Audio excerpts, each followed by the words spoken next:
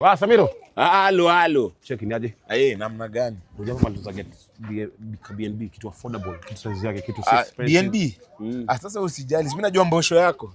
Fanya hivi Kuna area hapa. Mabati. BNB ya mabati. Ameitisha kitu affordable. Kwake mimi najua mfuko rafiki yangu. Alafu unajua hapa ndani mabati ni nje. Mabati ni nje. Ndani ni kitu different. Exactly.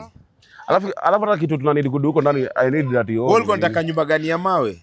Kitu yani something cozy. Hapana, viwanja ni tofauti. Unajua kuna Old Trafford na kuna ya QPR. Hatuwezi enda mpaka na nyuki sababu kitu ya 20 minutes. Exactly.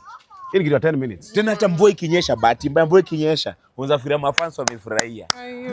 Alafu the best thing pia ni venye ni aftermath. Aftermath.